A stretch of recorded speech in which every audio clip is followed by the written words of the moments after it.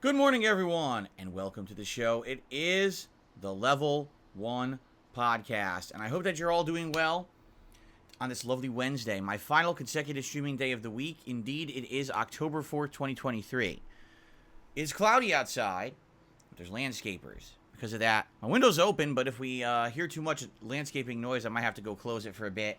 Hopefully not for too long. Last week when this happened, I closed the window and forgot to reopen it, and ended up being sweltering in here during the course of that stream. Anyway, welcome to the show. I'm a few minutes late today. Not too late, maybe 10 minutes late.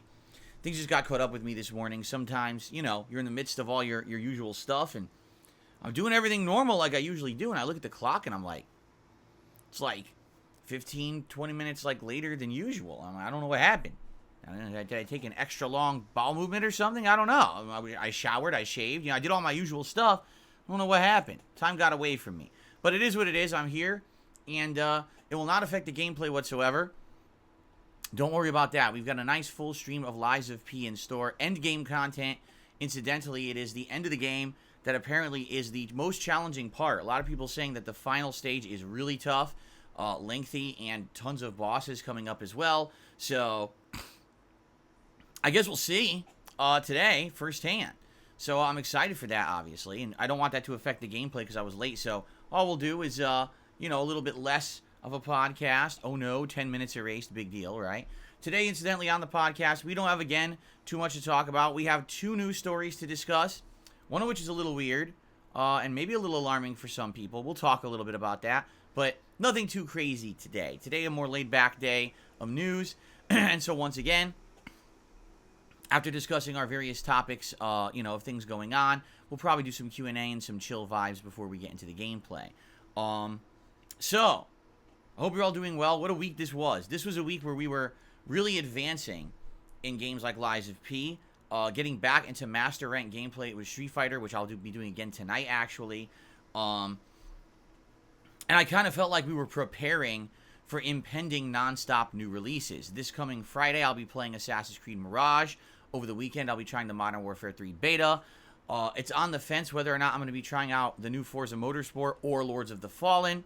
Later on this month, we've got Sonic Superstars, Spider-Man 2, Super Mario Wonder, Alan Wake 2, just to name a few of the new releases coming out in October.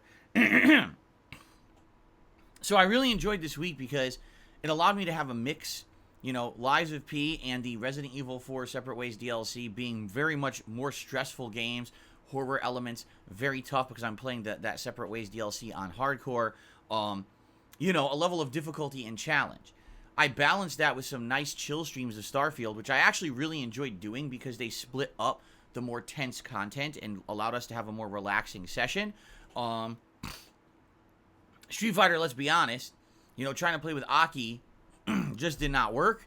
Now playing with Blanca, I'm definitely doing better, but still it's master ranked, and having some issues with playing online right now in that master rank and wondering what's going on. I guess we're going to see again tonight as I play my second session in master. Will that continue or not?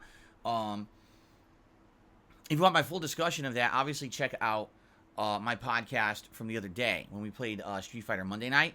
So yesterday we kind of discussed that in full about what was going on and how it was making me kind of scratch my head about what was happening there because I'm honestly not sure. But, you know, it was a good variety. Now, moving forward, what's going to end up happening is we're going to have to make some tough decisions, okay? Before we even get to, what happened yesterday on stream and everything. There's some tough decisions coming up. Decision number one, are we going to keep playing Street Fighter as much as we're playing it? Are we going to reduce it significantly to make room to play more of the new releases? This week I played it 3 times, including tonight. Next week, with all the new stuff, I don't know if we can play it 3 times. Maybe we play it 2. Maybe we only play it once, right? I'm not sure. I'll be honest, playing Street Fighter once a week, I'm just not going to be able to hang with anyone.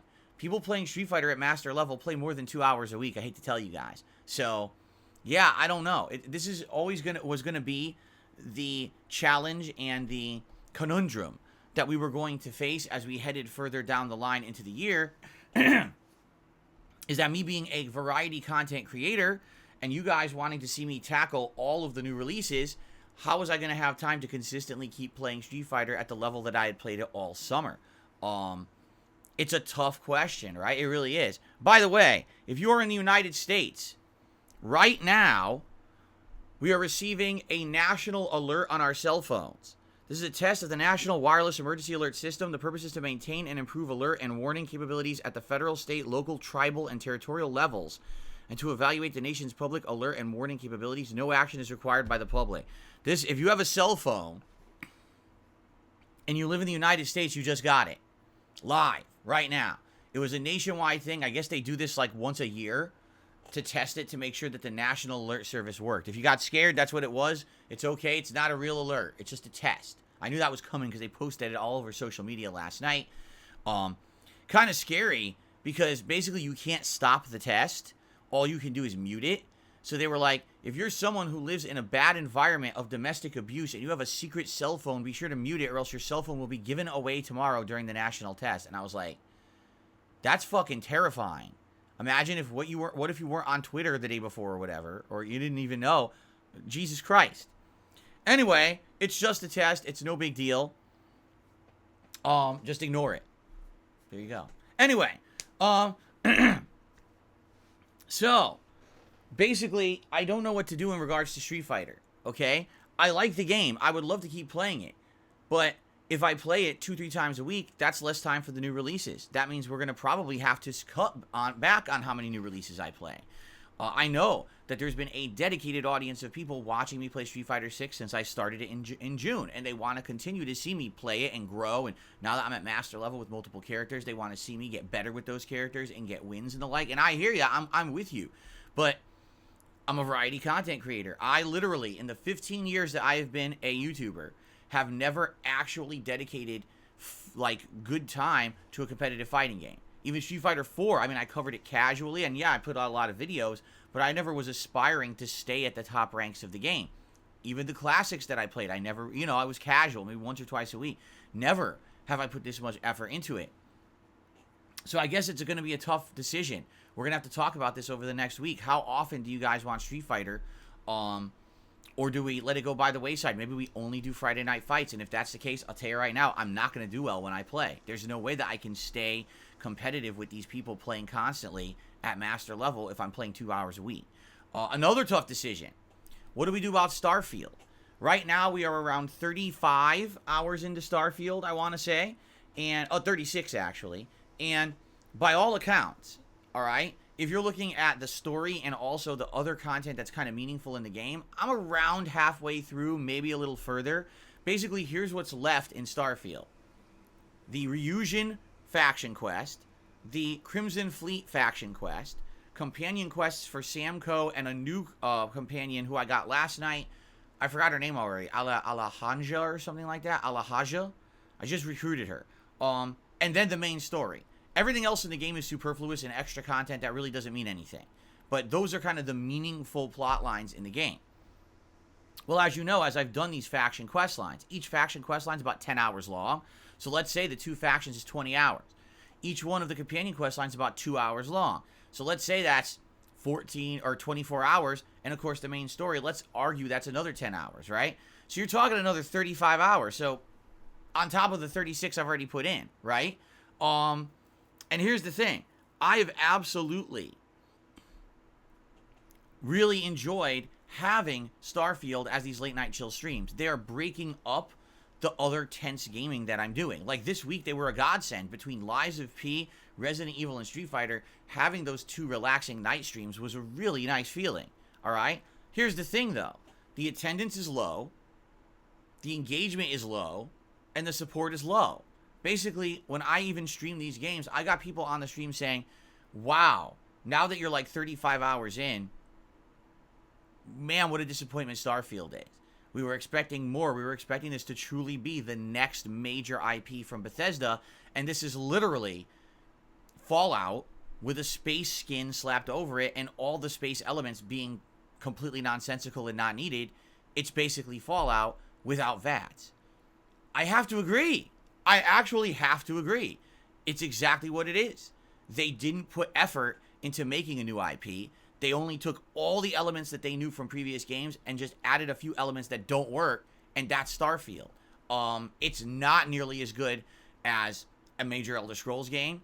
I don't honestly even think it's as good as a major Fallout game. I'm being honest, and I know some people will be disappointed with me being honest, but I just don't feel that. I don't. I think it's fine. It's a passable game for chill streaming, but that's about it. Like, I'll be honest with you guys. Am I excited to go back to Starfield and see what happens in the story?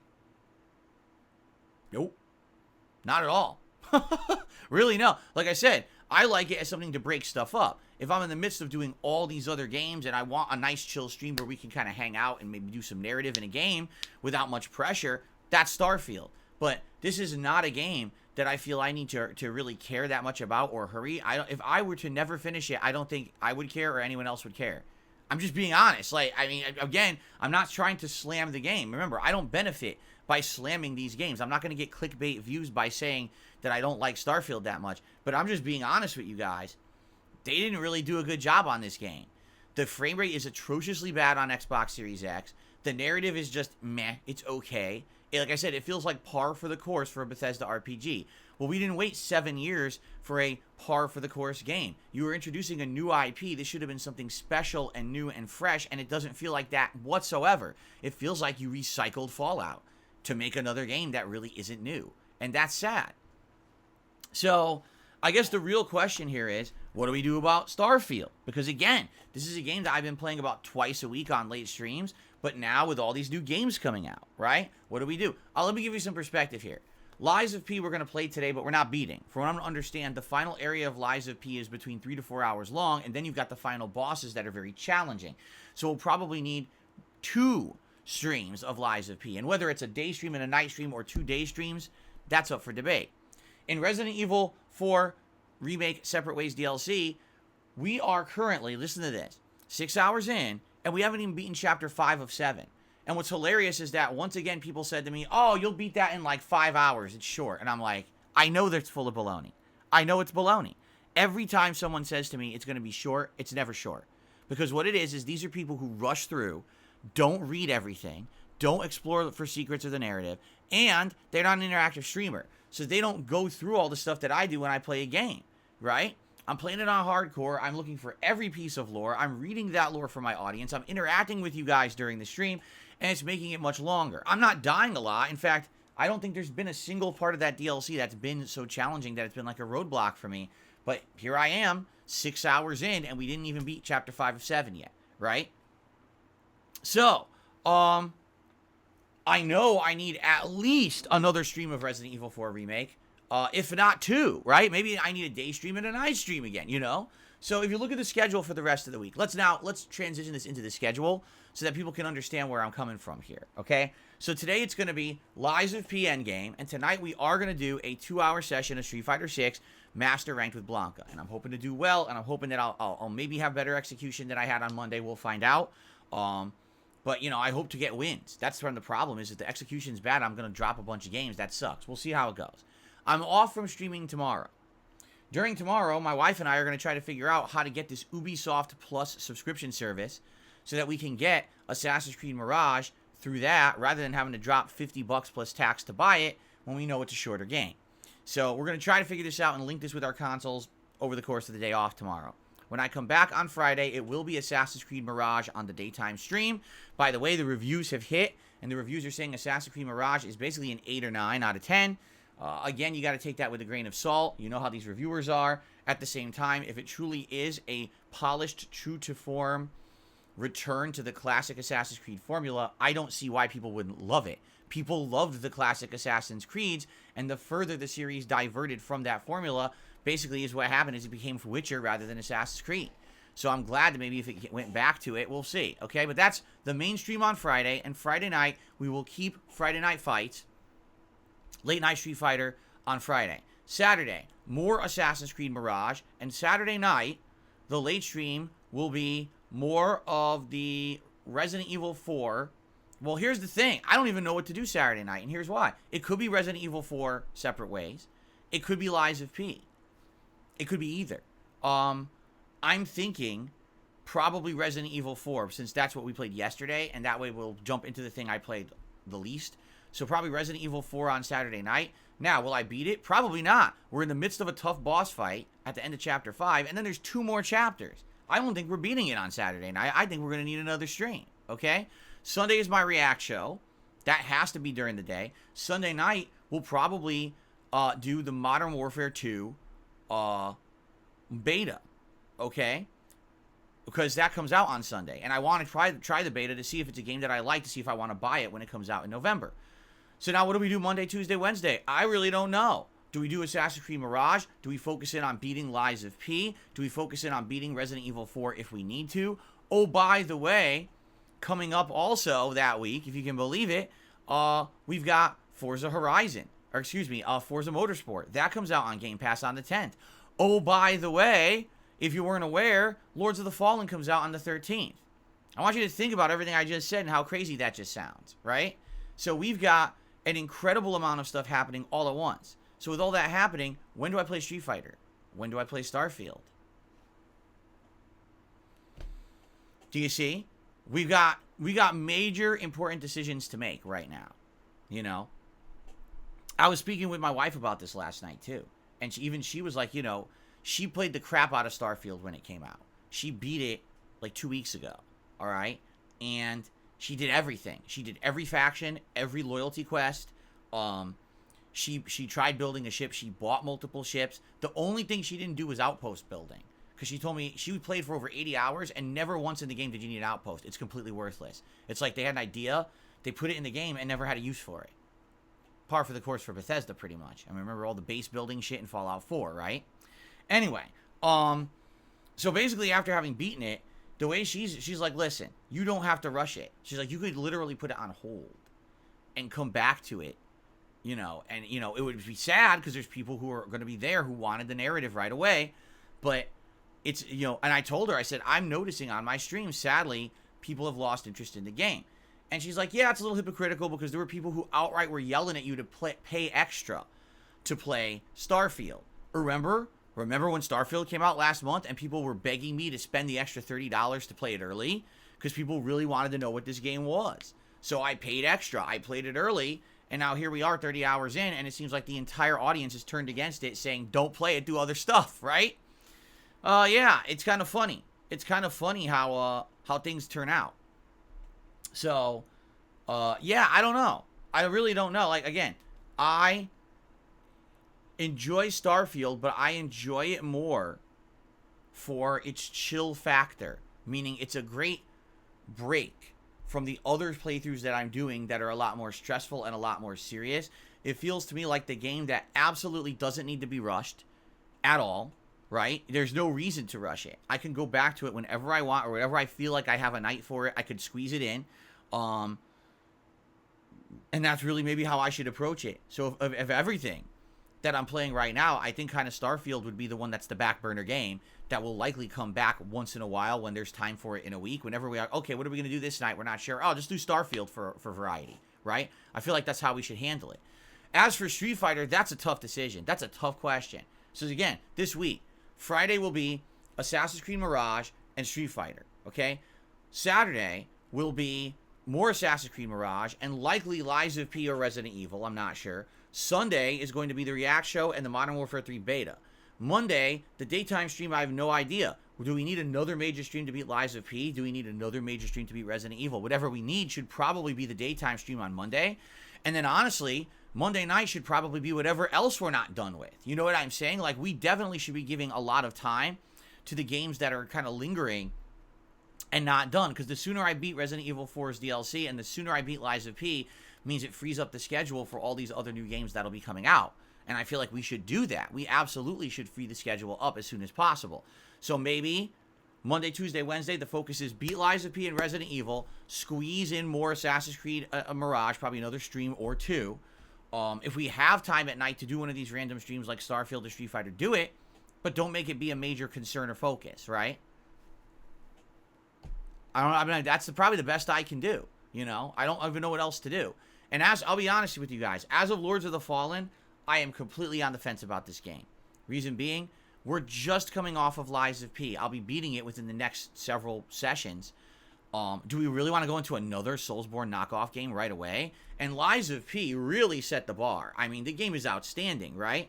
So imagine now going right from that into Lords of the Fallen, and now Lords of the Fallen isn't as good. It's like, oh, what a waste. Like, why did I commit to this? Why did I buy it when it's not as good? I don't know. I'm really feeling like Lords of the Fallen is getting the short end of the stick here because it came out second.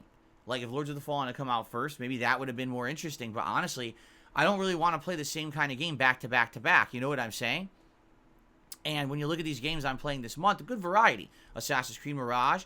I'll even be honest here. Sonic Superstars and Mario Wonder. That feels like that's too much. That's two platformers at once, right? And even that feels like one is going to likely take away from the other because there's too similar of a game coming out in the same time period. At least between Assassin's Creed Mirage, Spider-Man 2, Alan Wake 2, okay? Those are completely different games, right? And then you can say, okay, a platformer. All right, well, either Super Mario Wonder or Sonic Superstars, but now that's too similar. I feel like these games are coming out too close of too similar a style, and then they're all overriding each other, right?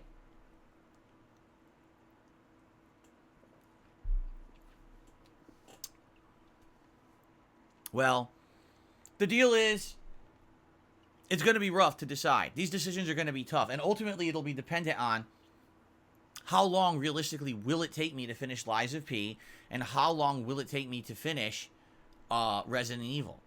That's really the question. Once those are done, then we can plan out, okay, here's a little bit more of an idea of how much time we have and things like that. So I don't know. So right now, yeah, I would say the Modern Warfare 3 beta, I absolutely want to play one stream of. I feel like I need to, because if I don't, I will never know what the game is or if it's good to play it in November. So that's kind of a shoo-in for at least one stream. Maybe if I'm undecided, I'll play it a second stream, but we'll see. But I have to play it at least once, okay? But outside of that, I would say, you know, I said I was going to play Forza Motorsport, just give it a shot.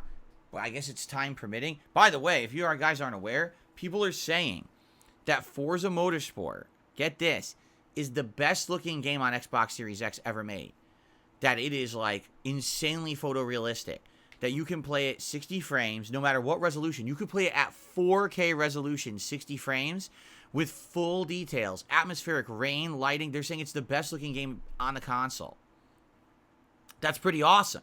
I'm not saying that that's going to really entertain an audience. I'm just saying that's a pretty cool achievement if they did that, if they hit that technical milestone. And what a slap in the face to developers like Bethesda, who can't even make, you know, Starfield run at 30 frames. But, you know, they can pump out a game that looks photorealistic, right? Anyway, again, I'm debating doing a stream of that just to see what it is and see if it's any good, okay? So there you have, I'm definitely doing Modern Warfare 3 beta at least once. I don't know about Forza Motorsport, and I don't know about Lords of the Fallen. Again, I guess it's going to really be, like, time permitting, how much time we have. The next big day for game releases, I believe, is the 17th. So, actually, what am I doing? I have the list right in front of me. I don't know why I'm not reading the list. I actually forgot that I put the list into my phone. Yeah, so basically, like I said, the Modern Warfare beta is this weekend. And I'm going to play it at least one night. On the 10th, which would be next Tuesday, that's Forza Motorsport. All right, so maybe I'll do a major stream of Forza Motorsport just to test it once and see if it's anything we want to play. Lords of the Fallen is on the 13th. That's Friday, a week from this Friday.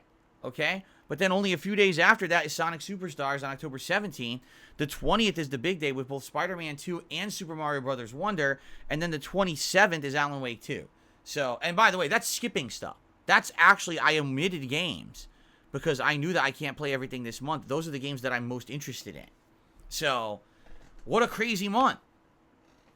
Again, we're going to have to really talk about this every day, I feel. I feel like I'll be having this discussion with you, and every day we're going to develop a different opinion on what plays and what goes. I don't see the benefit in playing 5 games at once anymore.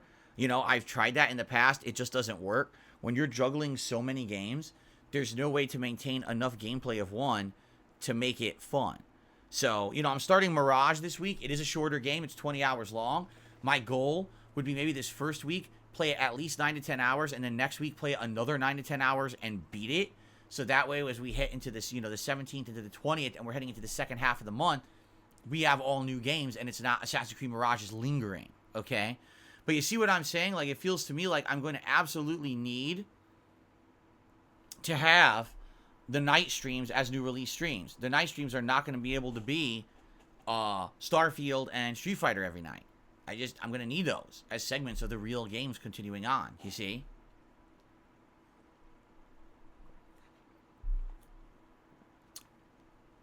So, I'm just warning everyone, tumultuous times ahead. I really feel it. I'm feeling like it's coming.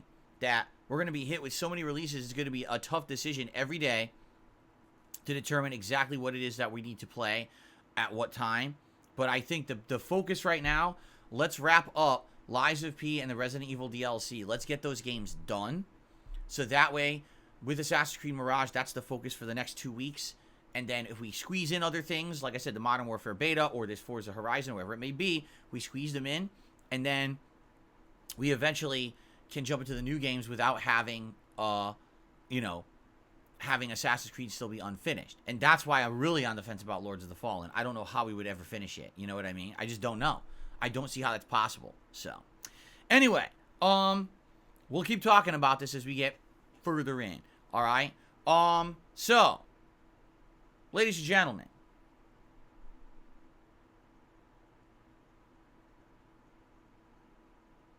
it's time for my favorite segment. Your favorite segment. Everyone's favorite segment of the show. Ladies, gents, and everyone in between. It is time for DSP News. Man, I would really like to have like a news desk style sound effect for that. Haven't found anything yet. That's not going to get completely claimed on YouTube. Maybe we will find it. 2 news stories to cover today. News story number 1. You ready for this? Hey, guys, you remember how it was talked about that Naughty Dog was going to make a full-on multiplayer game? Remember that? Remember how with The Last of Us 2, which now is like an afterthought, no one even thinks about the game. It was, 2-3 years ago. Remember how they said that there was going to be multiplayer with that, just like with The Last of Us 1? And then when the game came out, they lied and said, oh, we delayed it so that you can get it later. We're going to make it better. We're going to polish it. So it'll still be coming for free, but it's coming. Don't worry. And then they lied again and they said, oh, well, actually, we decided to make it a full-fledged game now. Therefore, it's no longer coming. It's no longer free. We're going to design it to be its own standalone game, and you're going to have to buy it. So I want to think about the evolution of this narrative. Last of Us 1 comes out. It's a masterpiece, best-in-class, best game on PS3 situation, and it has multiplayer in addition to the insanely good single-player narrative game. It's like the perfect package of a game on PS3 and the perfect way to end that console generation's games. The Last of Us 2 comes out to insane amounts of controversy, insane amounts of polarizing opinions. It's supposed to have multiplayer. We are lied to and told the multiplayer is delayed.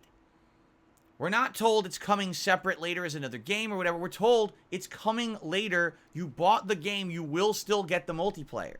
That's what we were told. The narrative has shifted so many times that people don't remember. That's exactly what we were told about the launch of Last of Us 2. That you're still getting multiplayer, we're just delaying it to a later date. The single player is coming out first, okay? Okay, so, you know, we wait for that, and then they announce right in the middle, like after the game came out, and it was polarizing, and of course, they used their freaking very, very liberal shifting views and politics to make the game be known as like the best game ever, when in reality it wasn't, okay?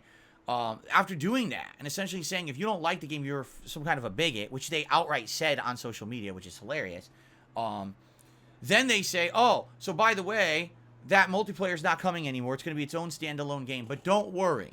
Since you now love us, since we're the best game maker on the planet, you can trust us that we're going to do a great job. It's going to be the best standalone game, right? And the funny part was, the fanboys loved it. They lapped it up. They went ahead and the next year, they bought The Last of Us 1 again on PlayStation 5. It's literally the same fucking game from PS4 with slightly facelifted graphics. No new gameplay elements. No actual tweaks. All the things they claimed were in it were not. I've watched people play The Last of Us Part 1. It's the same fucking game as The Last of Us on PS4. People are morons and bought it for $70. So everyone ran out and did that, right? Like morons. And then they said, all right, don't worry. The multiplayer game is our next focus. It's coming. Well, according to sources, so this is considered a rumor, The Last of Us multiplayer game is completely on ice. It is not canceled, but they have decided to not even work on development. It doesn't exist. So they're now working on Last of Us 3 and or other Last of Us single player spin-offs. They have completely stopped development on the multiplayer game. So the game that we all paid for when we bought Last of Us 2, that we were promised, don't worry, it's still coming. Then we were lied to. And then they said, oh, we're going to make it its own standalone game, so don't worry. If you love us and you trust us, you know, it's all going to be worth it because that game is still coming, right? We were lied to again because they've decided internally they just don't want to work on it anymore. They feel like they're going to make more money on a single-player game, so that's what they're working on. Isn't that nice? But we're supposed to love Neil Druckmann and Naughty Dog because we were told, remember, if you don't like Last of Us 2, you're a horrible bigot. So you better be kissing this ass, right? This big Naughty Dog, two-cheeked ass of goodness. You better say you like the games. You better say this was a good business decision. Because God forbid that you speak up against the almighty Naughty Dog, you're going to be looking like you're a bigot on the internet, right? I mean, what a fucking joke. It's absolutely disrespectful. But the problem is, the mainstream gamer community is just kind of stupid these days and very gullible. And they just put up with anything. Anything that's a PR spin, anything that's a feel-good moment. They don't realize that this company is doing this kind of stuff. So, buy Last of Us 2. Don't get the full product from what you were promised. Just accept it that you're never going to get it. Be told you have to pay for it later, but it's still coming. Then pay full price for a game that's literally the same fucking game you already had on PS3 and PS4. Nothing new, even though they promised all these new additions. None of them were present in the game whatsoever. It was a complete lie. Okay? Only a graphical facelift. That's it. Still pay $70 for it because you're a sucker. Right? And then, here we are. Oh, well, finally, we're going to get that multiplayer game you promised us like 3-4 years ago, right? No, oh, no. Well, what are you talking about? Well, Last of Us 3 is coming out. Huh? Okay, whatever you say. Yeah, again, keep kissing the ass, keep falling for the marketing tactics and whatever. I don't fall for that shit, you know? I'm pissed. I'm pissed that this company at one point was up here. You know, when they were going through the Uncharted series and everything, when Last of Us 1 came out, this was a company that could do no wrong. They were at the top of their game. And all they've done since then is progressively gone down this slippery slope. And yes, I use the word progressively on purpose there as a pun. Progressively going down a slippery slope like this. When you become a company that's more about agendas than the quality of what you're putting out, when your word doesn't matter because everyone just gives you a pass because you're the feel-good company, that's when you've lost your way. Remember when Naughty Dog used to be known for making good games? I remember. It wasn't even that long ago. And all this shit happened since Last of Us 2, and it's like, what the fuck, man? Like, how do you lose your way that bad? How do you direct your company in that direction? It's just, to me, that's dirty. That's underhanded, right? That would be like you come to DSP Gaming not to watch my content, but because of some drama or something, right? And that's literally what it is. If you're a feel-good gamer, you play and support Naughty Dog. What? What about the games? You ever think about that?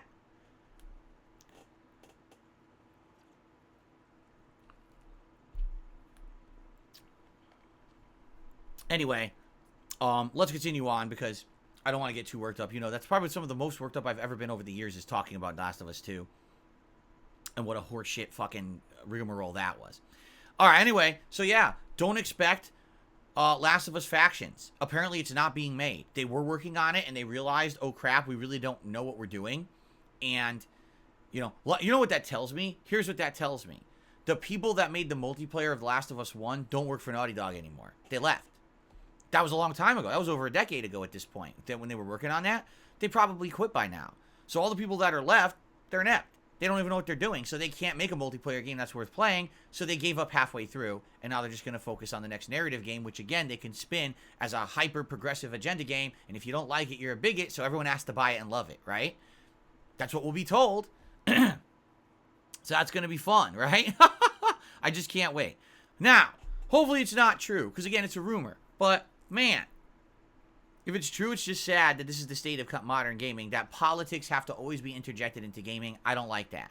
I think we should be able to separate politics and gaming, and sadly, Naughty Dog is a company that is forcing us to have politics in our gaming, and that's shame on them. All right? Okay, our other story for today.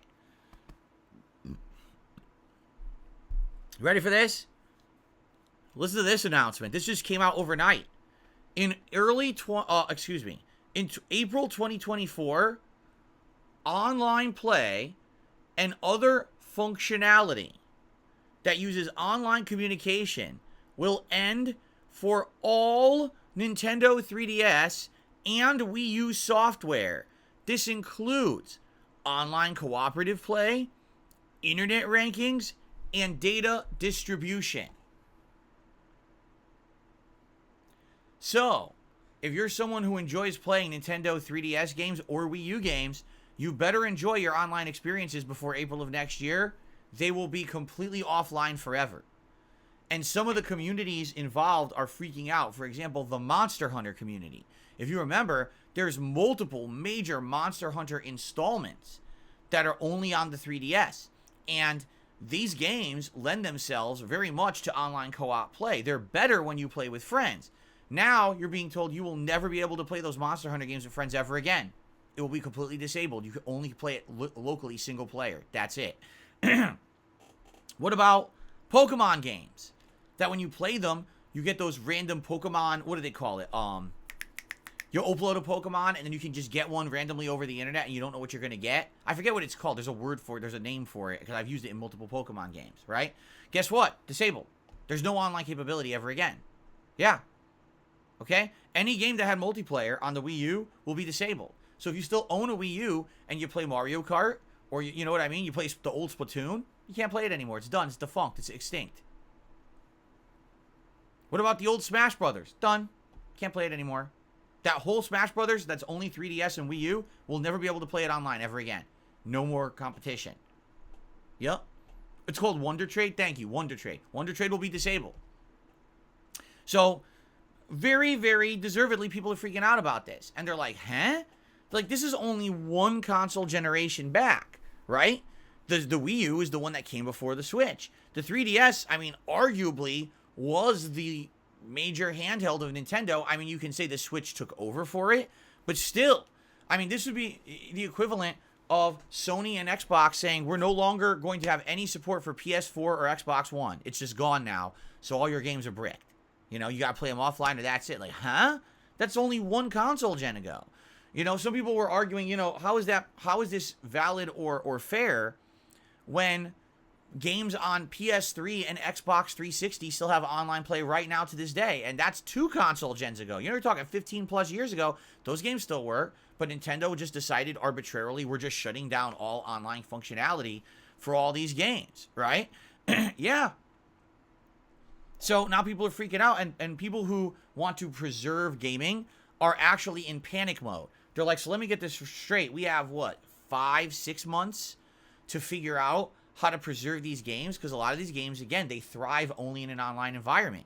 So how are you going to make it so these games can still continue to be played? In the past, this kind of stuff has happened, and what happened is emulation. People found a way to emulate these games on PC and then have servers and things set up kind of bootleg so that these games could still be played for posterity purposes, which I feel should happen. I'm going to be honest here, yeah. Games like that last Smash Brothers, not the current one, but the one before. I remember buying it. Remember, it was a dual release. First it was on 3DS, and then like a month later it came out on the Wii U. So Nintendo basically tricked everyone into buying it twice.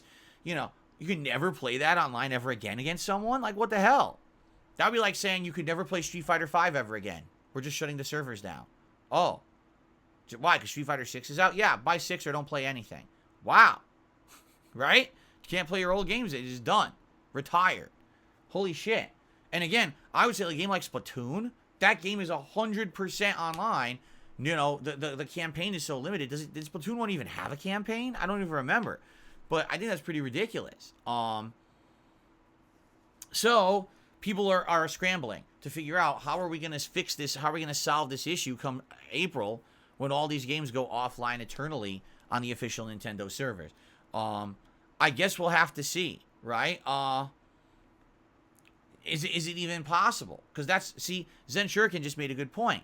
Can't really preserve online ecosystems when this happens. There's too much effort for people to set it up. Yeah, you got to understand, Nintendo, with their ginormous budget of money, can set up these servers, but how does Joe Schmo Nobody, who's just someone who's trying to preserve this game, who's a fan, what do? Fan funding? Hey, everyone, do a GoFundMe for the Monster Hunter fan server so we can continue to play Monster Hunter 3 and 4 online with each other, because outside of that, the game's dead. I know, it's ridiculous. Why would they do that? But you know, I hate to say it, this is sadly one of the shortcomings of games that have basically complete online existence, right? When you're a game that's 100% online, you're always at the mercy of the company that made the game to decide if they want to continue to support it or not. And the moment that they feel their priorities have shifted and they want to put their time and resources towards something else in the future, you get forgotten. You're the community that will get brushed under the rug. And that's really sad. Because again, imagine if old Street Fighter games didn't have the support that they get so that they could be played online without the support of Capcom. There'd be entirely forgotten Street Fighter games right now that don't get played. Seriously. Because Capcom doesn't care. They haven't even put out like a good collection of their classics in ages. It's really the fans doing things like Fightcade and stuff that keep the spirit of the classics alive. And so, it's just kind of crazy. Lady Charisma says, it took years and a ton of work for fans to make Wii Online play work again. I really feel, especially Nintendo fans, let's be honest here. Nintendo fans are some of the most dedicated fans on planet Earth. They are crazy for Nintendo. And even though I'm sure they'll find a way to spin this into that it's not Nintendo's fault, it is Nintendo's fault that they're doing this, I'm sure they're going to find a way. Like they say, life finds a way. Right? So either they'll be playing Monster Hunter and Splatoon and doing their Wonder Trades online, or dinosaurs will rule the earth again. One or the other. One of those things is going to happen. So we have to guess which is more probable. I don't know. I'm leaning a little bit more towards dinosaurs at this point, but you never know. With the ecosystem of Nintendo fans, it may still happen.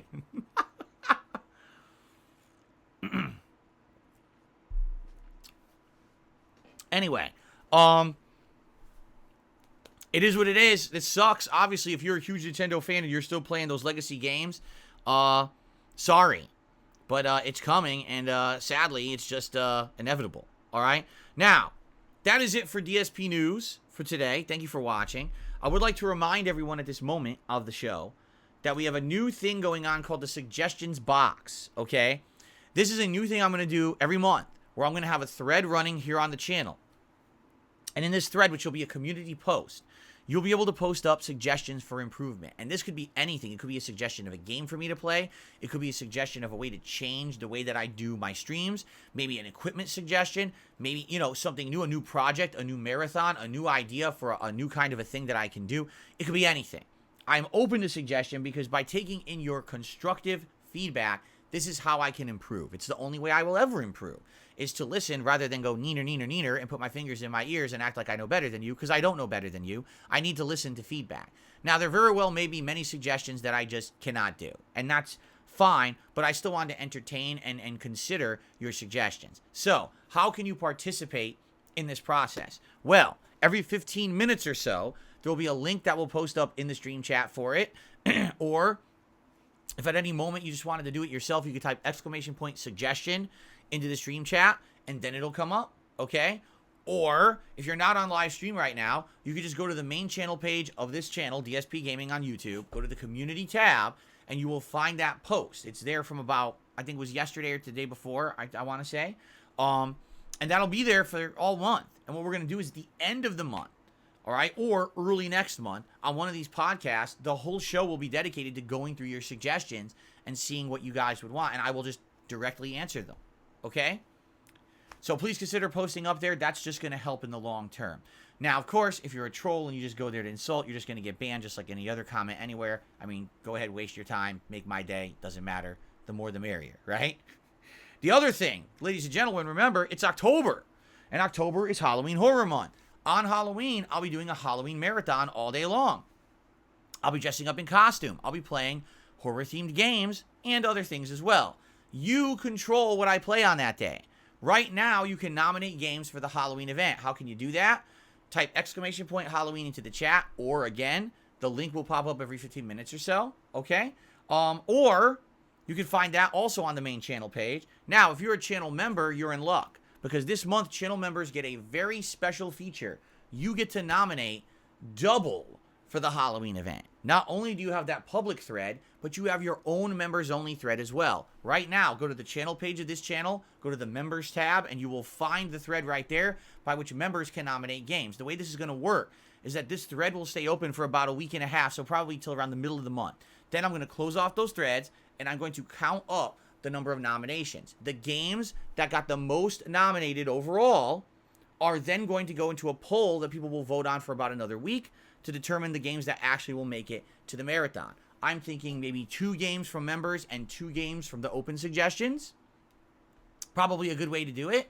And then I'll get those games, and we'll be playing those over the course of that marathon. I'll be dressing up in costume during that marathon. In fact, my wife and I, within probably next week, we'll probably go out and buy a costume together for that event.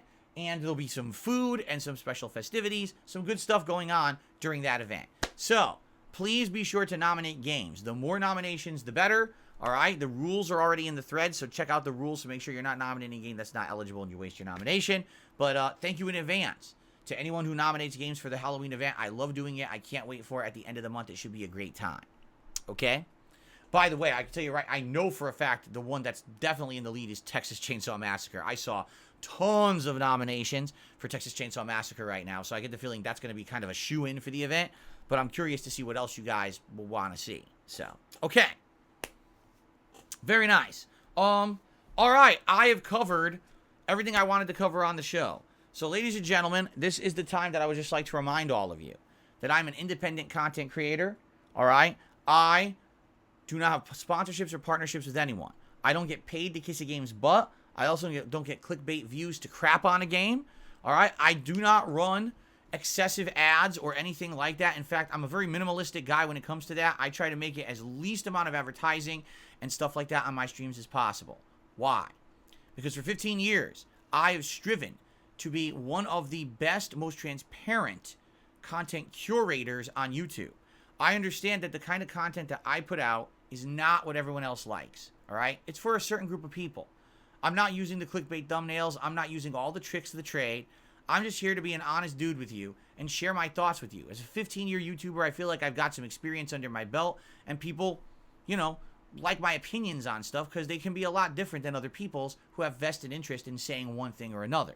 So, I don't get all those benefits. I don't get a paid promotion. I don't have ads running constantly. I make a living because you guys support me via crowdfunding. And I am so appreciative of the fact that for 15 years you have allowed me to be true to myself and be who I want to be. In the last 5 to 6 years, I have striven to change and become a positive force on the internet and in YouTube in particular to make content that you can trust in and come here every day and have a safe environment and a fun, chill environment to interact with me, to enjoy games at face value, to have these kind of meaningful conversations, and to get something positive out of it. All right? So, thank you for that. If you like this content and you want to see it continue, understand the reason that you don't get constant advertisements or shilling or paid product placements is because of the level of support that I receive. Please consider supporting my content in one of the following ways. There's a barking dog outside. There's a barker. You heard that? There's a barker. I wonder who's out there. Anyway, nice barker. Anyway, that was funny. He's like, woo, woo, woo. He's agreeing. He's like, yes, please. Please do this. Okay. Number one, engagement. Engagement is key on YouTube. What does that mean? It basically means if you like the streams, like the videos you're watching because you're having a good time watching them, that helps a ton. Talking with me on the streams, that's engagement. Leaving a comment on a video, that's engagement. A lot of people take it for granted and don't understand. Right now, I'm not kidding you, if 10% of the people who watched my content on YouTube commented on the videos, I would get a ginormous boost in engagement. People would be able to find my channel more. But a lot of people just don't bother with it. They watch and then they just move on, right? So, if you like the content, please engage with it in any way. You know, I strive to hit 100 likes per stream, thanks to those who like the streams, and we hit that. I try to get some comments on videos. I don't really have a goal set, but it would be great if I could get like 10, 20 comments on every video I put out. I don't. I get like a small handful, all right? These things really do help if you're not aware. So please consider liking content and leaving comments on it if you want to help in a way that's very quick and easy to do. And by the way, it's free.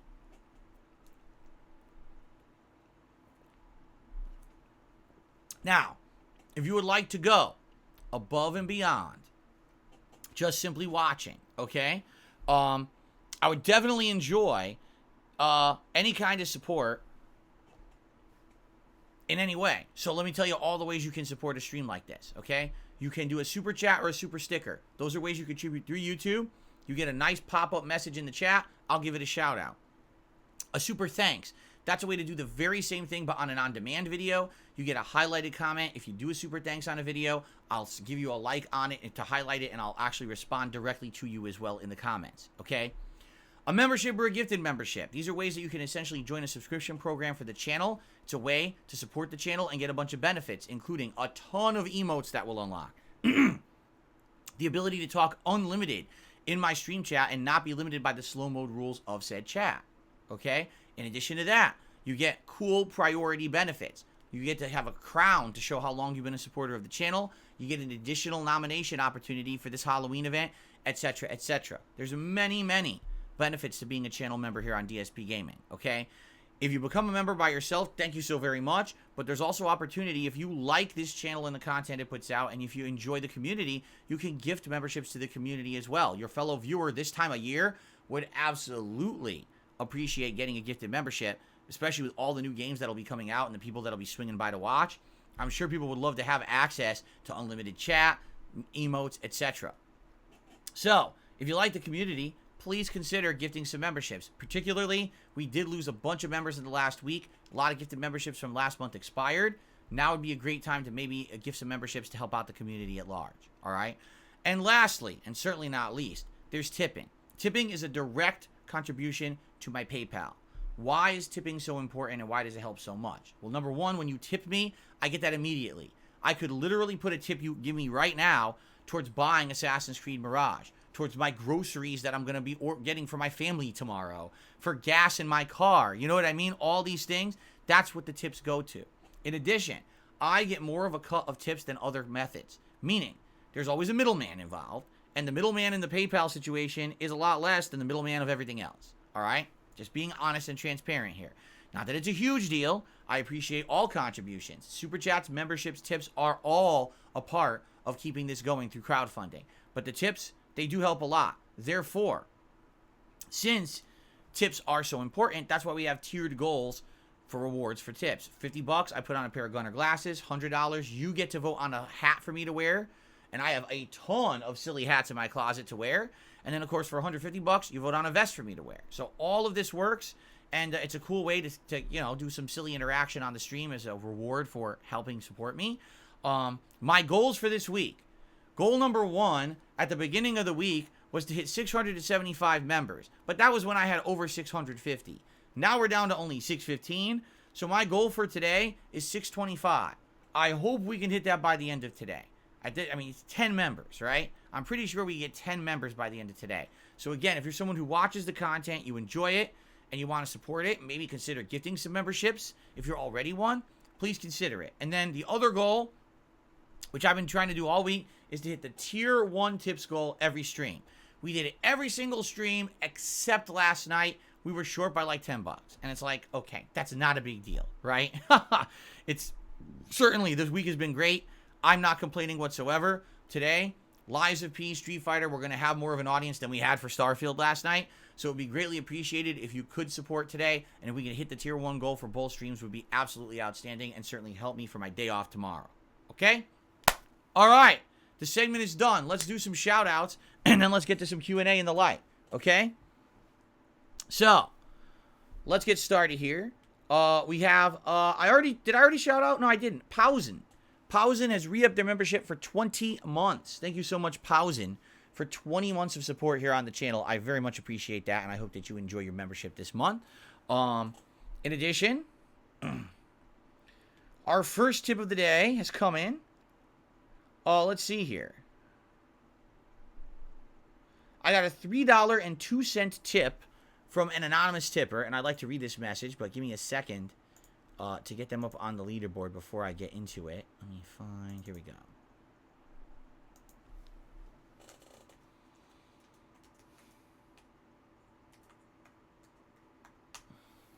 Here we go.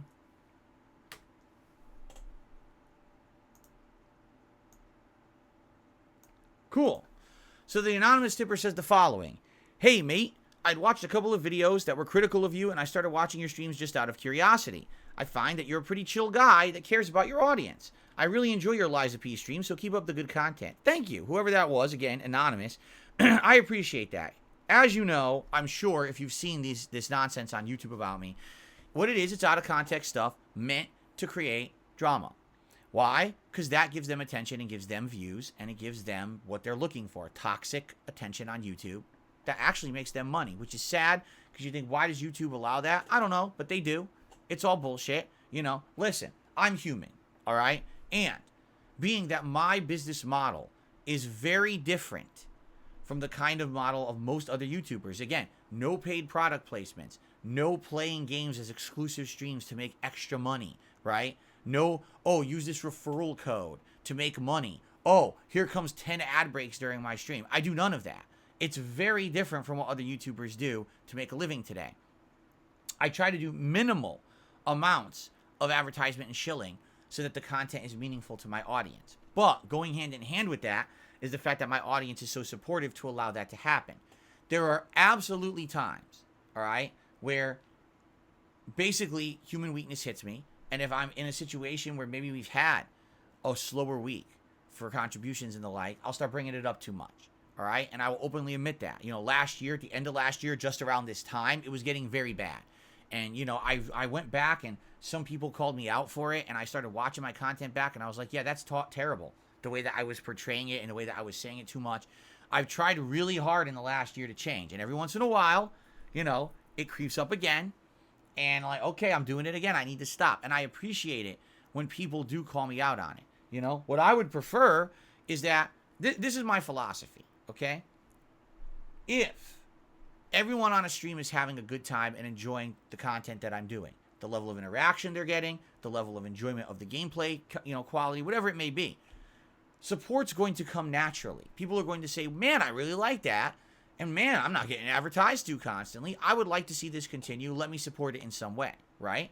And in general, this philosophy works. There are some times when it doesn't. Sometimes you're just going to have a slow day, and there's nothing that can be done about that. As long as it doesn't become an ongoing pattern of slowness, slow, a whole week slow, that's when it's a problem, when it's someone like me, who I don't have any backup sources of revenue, you understand? But I'm very happy to know that there are people who do every once in a while give me a fair shot, even though there's so much slander about me on the internet. Because what those people do is they will highlight the one moment of weakness. Or, for example, I turned on my stream today at 11 a.m. This stream will run till 4 p.m. They will take the one plug segment I did earlier, and they'll maybe take the one or two other moments that I will actually mention, contributions that are possible during the stream later on this stream, and they'll act like that's all I did today. They'll completely forget that there was 5 hours of content, right?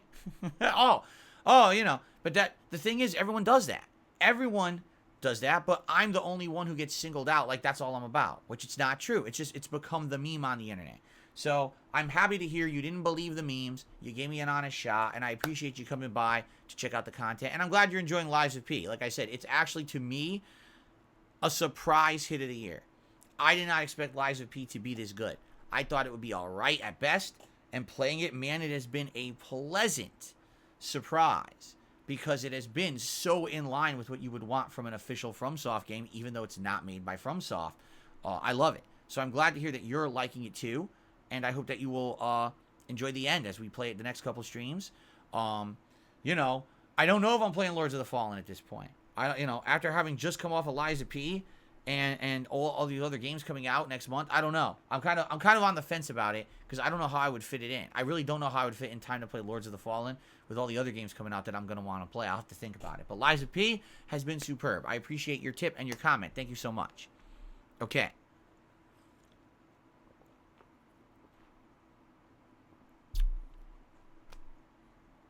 Jade says he'd like to see Resident Evil 0 and Strat Souls on Halloween, and his allergies are bothering him. I don't know what Strat Souls is. Obviously, I know what Resident Evil 0 is, but I don't know what you mean by Strat Souls, if you can elaborate.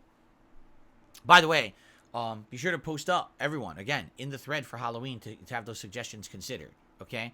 Juan, how are you today? Welcome. Comment Frenzy says, I posted a suggestion. I don't see it. Any idea why? When did you post it? Because my comments on my channel need to be filtered by YouTube, and then I approve them.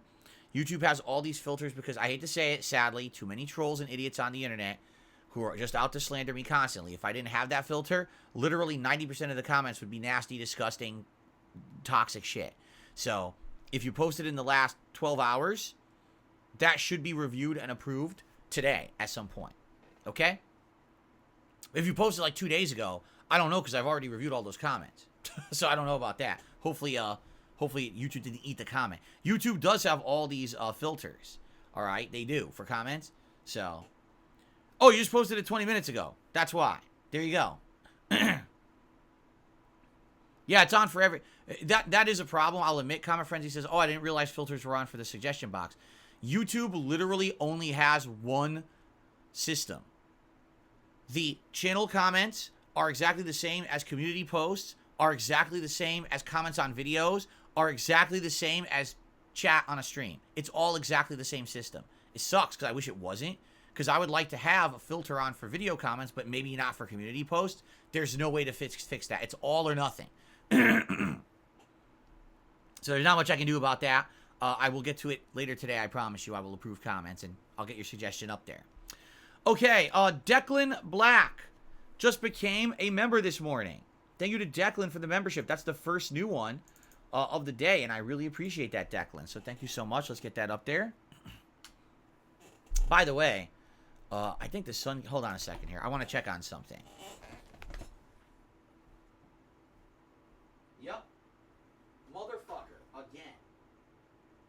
Unbelievable. Again.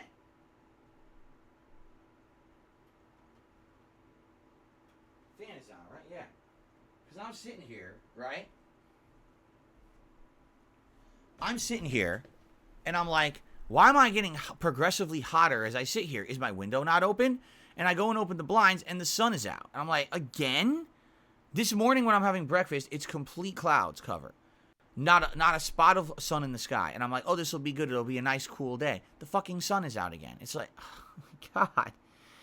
You guys don't understand. Here in the Pacific Northwest, fall, which started 2 weeks ago, okay, is supposed to be constant cloud cover, cool winds, and rain. And we're supposed to get that the entire fall. We've had maybe 3 days in the last 2 weeks. It just keeps sun, sun, sun, sun. We're not supposed to have that. So I'm waiting. I'm totally waiting for this weather to come because I would like to actually wear fall apparel. I'd like to wear a nice button-down long sleeve shirt or a little like mini long shirt, nice shirt, pants, and I can't even do that. I'm sitting here, I'm sweating. I'm literally sweating right now on my back, just sitting in a chair because it's stuffy as hell in here because the sun keeps coming out, which is not supposed to.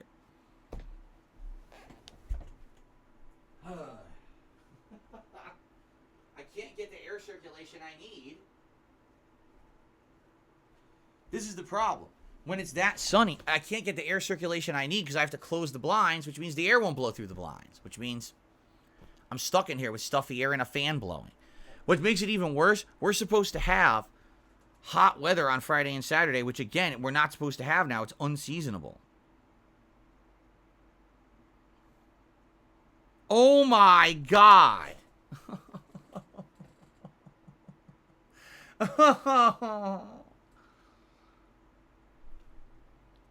It's going to be 80 degrees Fahrenheit this weekend. In the fucking fall. It's going to be 80 degrees.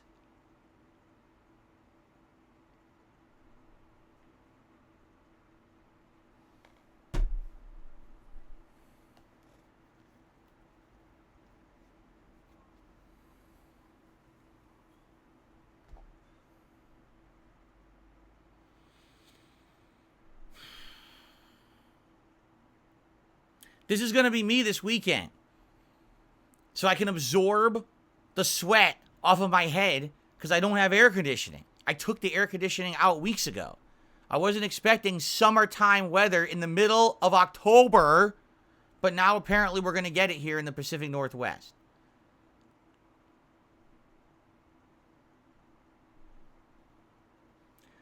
I received a tip. I received a $1.42 tip from Fandango. What do you think about Sony and Xbox performance this year? For me, it looks like this year Xbox is destroying Sony. First time since the Xbox 360 days. Can I be honest? I don't really look at it like that anymore. I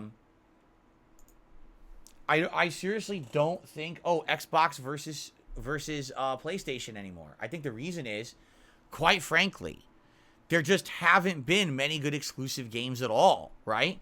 All the games now are cross-platform that are good, and the exclusives usually aren't that good. There's a few exceptions, like God of War Ragnarok obviously was really good, but for the most part, they're just not that good. And when they're not that good, it doesn't really matter what the exclusives are or what console they're on. What I will say is that Game Pass continues to be one of the best values in gaming. I mean, I'm playing Lies of P.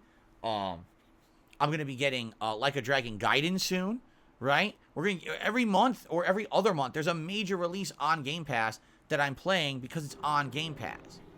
Okay, it's time to get this off my head. So that's a good thing, right? And I would say that that's amazing, and but I really don't see. It used to be console wars constantly, did it not? Was it not always Sony versus Xbox, every once in a while? Oh, Nintendo has a new game. Oh, now we're back to Sony versus Xbox, right? But I don't really see it like that anymore. I just see it like, if there's a good game, it's great, we win, and, I don't know. So, yeah, I mean, you very well could be right, Fandango, but I don't know. What I would have to do is go back and look over all the games this year and the ones that I played and see what actually was an exclusive.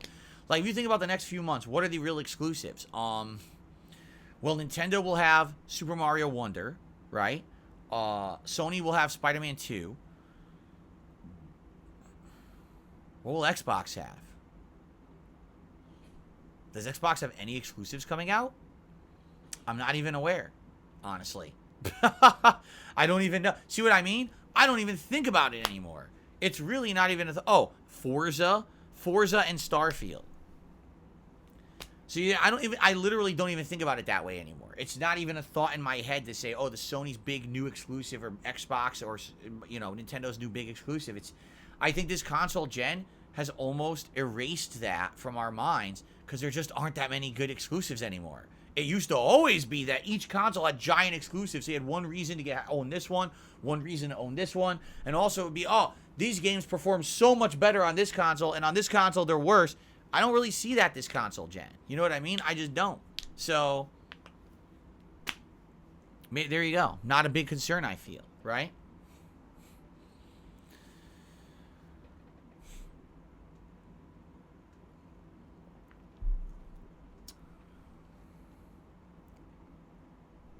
Okay. All right, guys, any other questions? Anything you'd like to ask me about? Comment Frenzy says, can we get the cloth and the hat rotation? I can't see when I wear the cloth. I don't know if you're aware. I couldn't see. I was like looking up to try to do the tip. I was like, leaderboard over there. I don't think I can play games wearing the cloth. Sorry. Maybe I'll have a towel. Maybe I'll get a towel, an actual towel, and put it over my head. I'll get it out of my closet. There you go.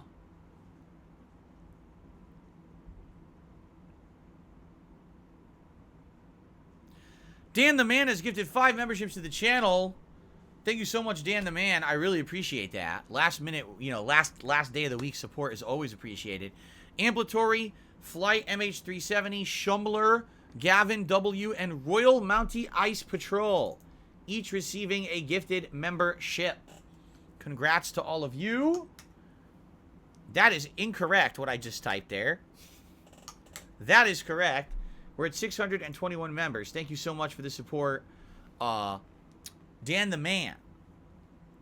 Double M says, do you think it's exciting to think one day Microsoft might buy Nintendo and we'll have Nintendo exclusives forever? Yes. I hope that Microsoft actually buys everything. I hope that Microsoft owns our whole lives.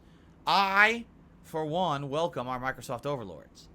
I would love to have a Microsoft branded chair, Microsoft branded shirt, Microsoft branded mole on my forehead. Instead of this mole, it would be a Microsoft symbol, like an Xbox symbol on my forehead. What do you think about that?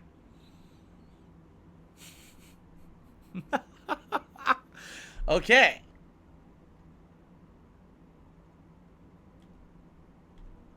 Can I get a do-rag for the hat rotation? Absolutely not. That is cultural appropriation, my friend. That is a cancelable offense in 2023. And as you know, I avoid all kinds of drama. I will not be doing that because I am not stupid. There you go. All right.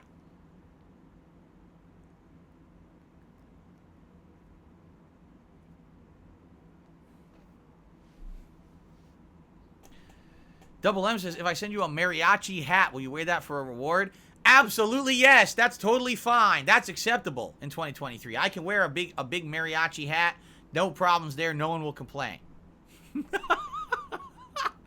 It's funny how we pick and choose, right? It's kind of funny. Anyway.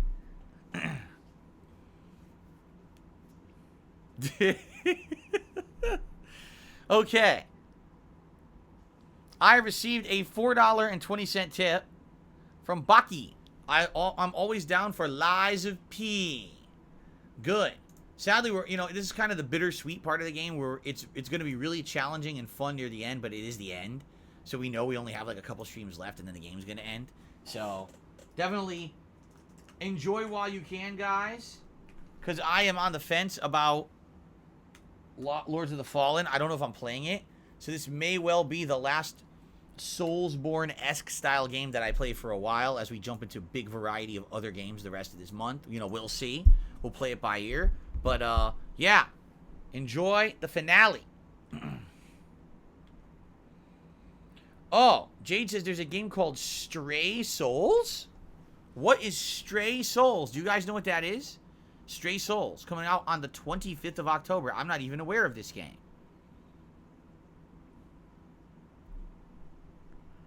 Plumber Who Fixes Leaks says for Halloween you could be a Dracula because you have the hair and mayo complexion. Actually, you may not be aware, all right?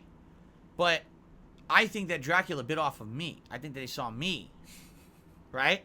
I mean, come on. It's the exact same hairline. All I need is the fangs. I got to get the fangs installed. But outside of that, I think I'm ready to go. I could be a convincing vampire for sure.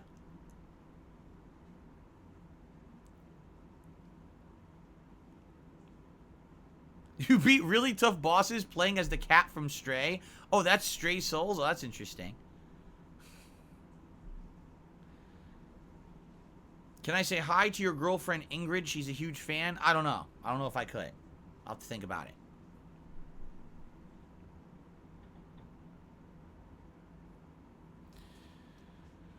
Comment frenzy. I don't watch Ahsoka. I don't know anything about it, so I can't comment on what you're saying. It's ridiculous that you would ask me that question. Goldfish says, too bad you didn't play Baldur's Gate 3. It has really interesting vampire characters.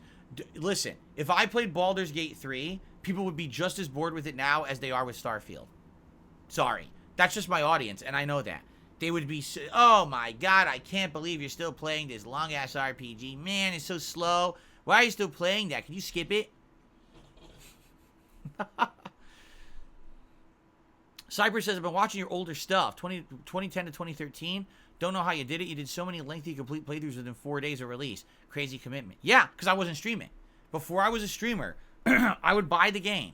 I would literally sit down and play it for 3-4 hours straight. Now, I would take breaks between the parts. That was the thing people didn't realize, is that because I was just filming with a camera, not a live stream, I could film 10, 15, 20 minutes and then get up and go walk around and come back. But I would play like 4 or 5 hours, go grab food, come back, play for another 3-4 hours. So within launch day of a game, I was 8 to 10 hours into it. And all that footage was live on DSPGaming right away and had insane amounts of views right away. This was before people got advanced copies of the game because they were special snowflake selected streamers to promote the game. So I was the first person to get that content on YouTube. So, you know, it was crazy worth it to work my ass off like that. And I would do that for every game. Go to GameStop, get it the night before or that morning, a release day unboxing, 10 hours of the game out on launch day, beat it within 2-3 days, on to the next game. That was my mentality back then because it worked. Today, that doesn't work at all. It doesn't even matter. So. Oh, let's see here. Excuse me. Fandango tipped me $1, says I somewhat agree with not looking at this through console war eyes. Competition is necessary because it feels like Sony is stagnant just after riding the last-gen victory wave. After I read about the price increase of PS Plus, I sold the console, and no exclusive will make me come back, sadly. There you go. You know, I'm not surprised to hear that attitude.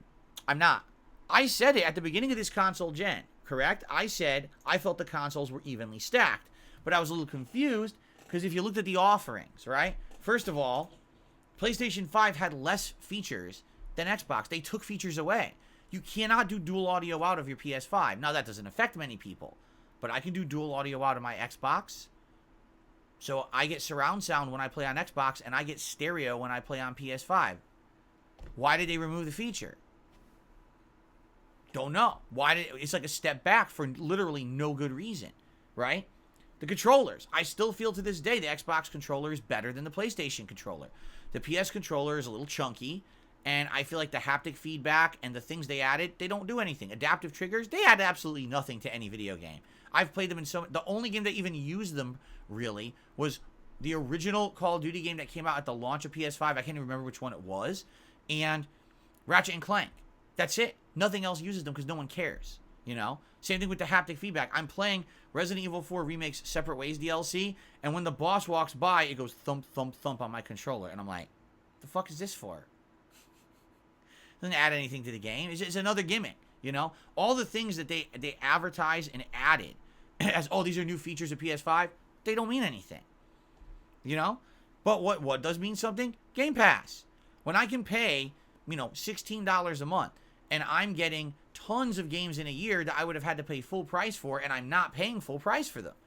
That's amazing. And every month we enjoy Game Pass for various different reasons, all different games and things we play on there, right? I mean, this time of year is the best time of year for Game Pass. There's always constant games coming out for the darn thing.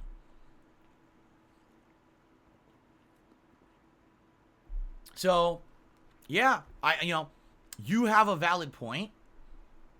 If you're someone who has always been on the Sony side and you feel like, man, what happened this gen? You're legit in your feelings. The thing is that you wouldn't hear that in the mainstream. The mainstream is still like, oh, Sony's the best. Why exactly? Can you explain why you feel that way?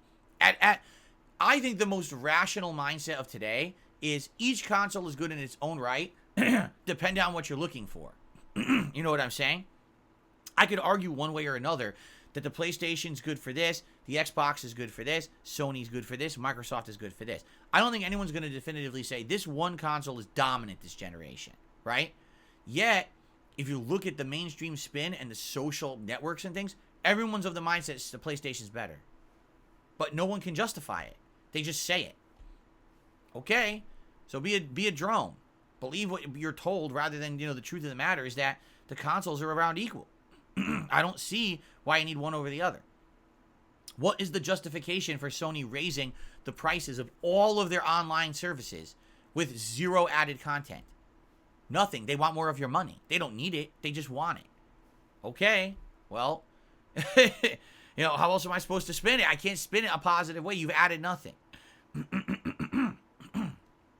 Let's see. Another tip has come in.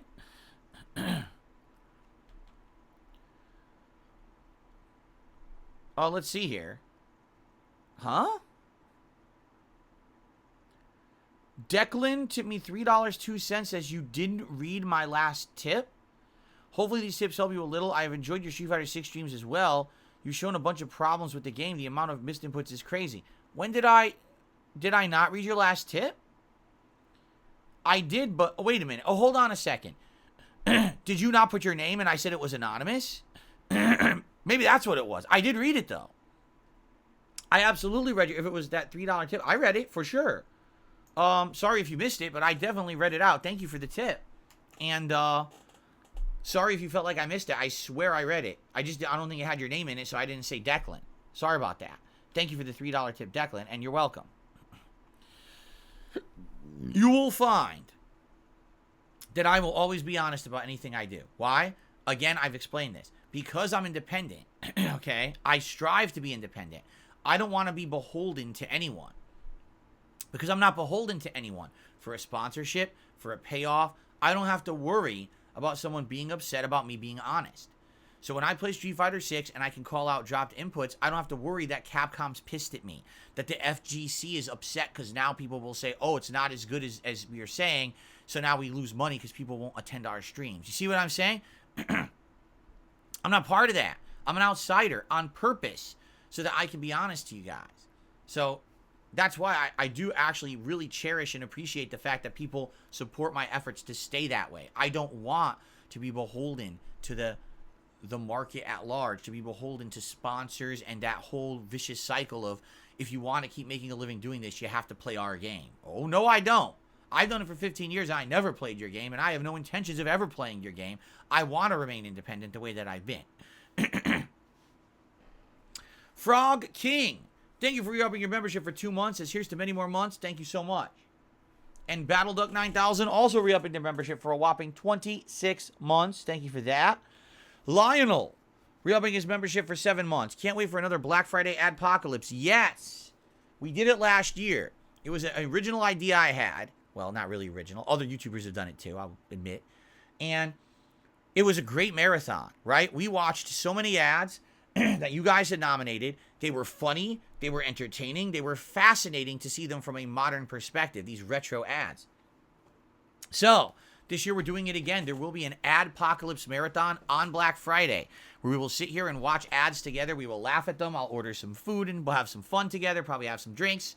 It'll be a good time. The Adpocalypse will happen. And what should we call it? Should we call it Return of Adpocalypse, Son of Adpocalypse, Adpocalypse 2.0? We got to think of a name so we can start promoting it. I have to think about that. Okay. 29 days till her birthday, Juan. I can tell you're excited because you've been mentioning this every day as a countdown. Well, I hope you're planning something special. Adpocalypse the Stinkful. We have to think of something good. Let's think of a good one. Son of Adpocalypse. I like that. Son of Adpocalypse. You can do Adpocalypse 2.0. That's basic. Adpocalypse the Second. Adpocalypse Part 2. Wait, let's think about it. We got to think of something good. The Revenge. The Revenge. Shout out to Parasolo who gifted a membership and it went to Canadian Kirk. Congrats, Canadian Kirk, on getting a gifted membership. But shame on you because I know that you could have renewed it yourself. You were just waiting in the wings. I know you were. Okay. Adpocalypse Rapture. The Rapture. That would be something. If I'm doing an Adpocalypse and all of a sudden I vanish from the stream, or many of you just disappear. You get raptured up during the adpocalypse. I don't know about I don't know what to think about that.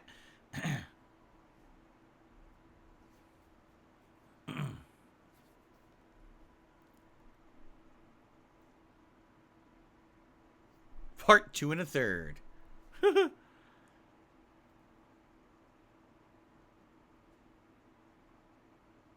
Lies of Adpocalypse. Lies of Adpocalypse. Turtle Dude says there's a game coming to Game Pass and Switch called Another Crab's Treasure, a Souls-like game where you play as a hermit crab. Huh. Hermit crabs are cool. They live in those shells. Can they migrate too? As they grow, can't they migrate to bigger shells? It's kind of neat. Neat creature. Very unique and interesting.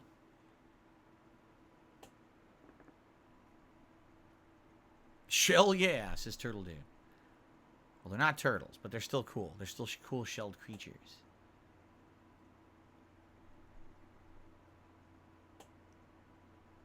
Jasper is good. Hyper as usual, running around the house, doing silly stuff today. The sun is fully out now. Oh, my God. And then I come back, and it's going to be 77, then it's going to be 80 degrees. I'm going to be sweating it out for the next week in here. The good news is after this weekend, supposedly we do go to full-on fall weather, like 50 degrees with rain. And if it stays that way, then I can actually adjust to fall apparel and everything here for you guys. But this is frustrating to me. Ugh. Add the Gamer says the new Game Pass game Cocoon is insanely complex. It uses puzzles that have an Inception style to solve. Really? Like a puzzle within a puzzle? Oh, God. Scale Scholar says, can turtles come out of their shell like a hermit crab? No, turtles are connected to their shell. Their shell is part of their skeleton. Game Masters, I love Starfield, but I put it on hold too. I want the FPS to be fixed. They're never fixing it. You know that, right? They outright said that was intentional to limit it to 30 frames or less on console. They will never fix it. Now, maybe 5 years down the line, they'll sell the remastered version for 60 frames if you buy it again. But they're not going to patch it into a better frame rate. They've already outright said that.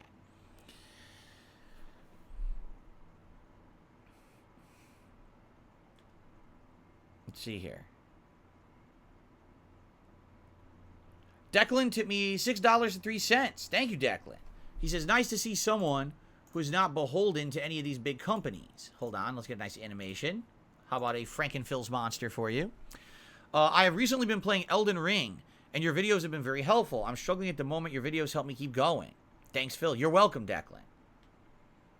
You know, my videos serve many purposes. I would say that's one of them, although admittedly, almost every one of my playthroughs is an honest first-time run. It's very rare when I go back and do a second run of any game. So usually my first-time runs are, I'm not that good at the game, right?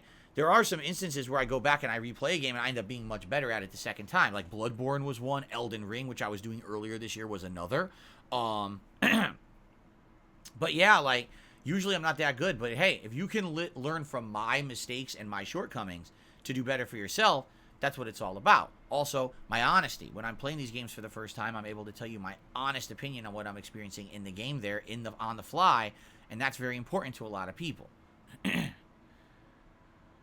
Am I Frankenphil or the monster created by Frankenphil? I'm Frankenphil's monster. You see, you saw the animation. That's the monster, and it's me. I'm Frankenphil's monster. All right, I think it is time for us to adjourn the show. The time is, it's a little late. I started late, but I think it's time to wrap this up.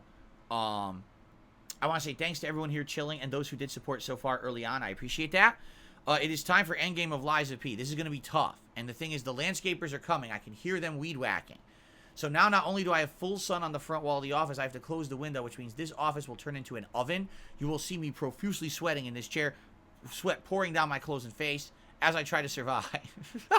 This will be great. I should put a pool under me, I guess. Anyway, thank you guys for chilling. Thank you very much for the support. When I come back on Friday, this will be exciting. It'll be the premiere of Assassin's Creed Mirage, which I'm very excited to jump into a mainstream Assassin's Creed game again after so long. I mean, the last 3 were all very different, and I'm happy to get back to that classic formula that we have all been looking for quite some time. I want to thank you once again. You've been a great audience this week, It's been a great series of podcasts. Maybe I'll have some news for you. Maybe I'll have a Phil's Day Off segment on Friday. But most of all, there's one thing that I need to leave you with, and that's Happy Halloween.